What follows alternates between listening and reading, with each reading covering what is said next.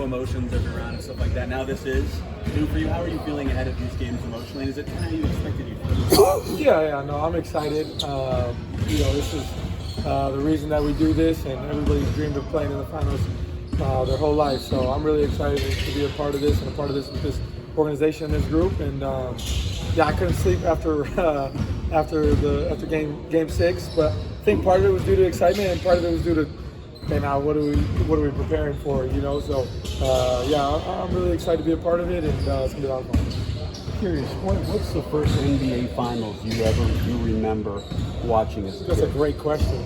And I truthfully remember 2011. Heat Mavs. That's the first one I can say I really sat down and truthfully remember. And I hated Rick for that. The fact that I'm here with him is it's pretty full circle, so it's exciting. And they were prohibitive underdogs too. Yeah.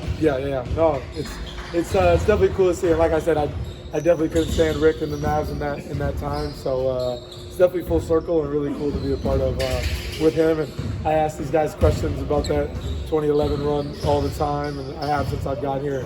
Now be able to create runs of our own has been a lot of fun. When you talk to him about that, what do you hear that you've taken something from and learned something from? Like, what have they said to you that you've been able to use? Yeah, I think the biggest thing is I think they went into that situation similar to how we've went into a lot of our playoff runs of just being the underdog and knowing that a lot of people weren't picking them and just kind of going into it with I don't know a better way to put it, kind of with like an effort, like fuck it mentality. Sorry, I didn't want to cuss, but I had to right there. I didn't want to get it across. But just kind of going into it that way, and as long as the guys in our locker room and people in this building believe, then anything is possible. So we're really excited about the challenge. It's a really good team in front of us, and no quote unquote expert or analyst is going to pick us, and that's okay. We like it better that way, and it's going to be a lot of fun.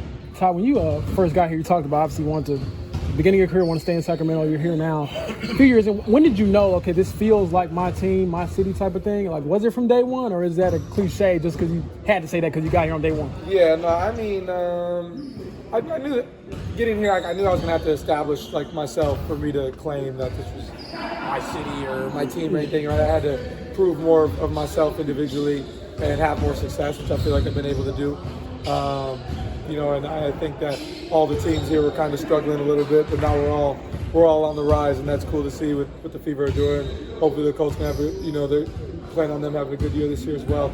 So I don't look at it that way by any means. I think that I'm a mainstay, here in India. I'll be a mainstay in this organization for a very long time, and that's exciting for me. But just to be a part of the growth here as a sports city has been a lot of fun. And just want to continue to make more memories for Indy sports fans and just continue to leave my legacy here. So that's the biggest thing. But yeah, when I got here, I had the dream of that and being able to accomplish that. But it definitely takes time, and I think that comes with individual and team success. And I'm fortunate enough that I've been able to have some of that. But the plan is to have a lot more moving forward. So definitely still just keep my head down and keep working. Obviously, this group has become very adept at adjusting after losses. What do you see here in practice and film work and all that keeps one loss from turning into 2 or 3? Yeah, I think just a sense of urgency. I think we had such a poor start to the year that we kind of had to approach it like, let's just push it one game at a time. And every loss I think felt bigger because of what our record was at the time. And I still feel that way. Every loss feels so big because it's playoff basketball. And if you give one away, you don't want to give 2 away. So I think that's just part of the resilience of this group, but also I think the basketball minds that we have here. Coach Carlisle and our staff are really brilliant at making adjustments and continuing to adjust on the fly, which has been really big for our success. And I think that when we lose, we typically get reamed in film, and our film study just intensifies even more. And I think that that leads to success for us. Excuse me, I have a quick We have a question on the side over there. Question to the left. Excuse me. Yeah, I can get 2 bacon cheeseburgers and fries from Culver's. Text me your full order, please. You could have a seen under a whole lot this year. What would you tell fans, makes this compelling must-see team? Yeah, I think just 2 high-level basketball teams that play, an elite style of basketball, share the ball really well. A lot of different people can chip in.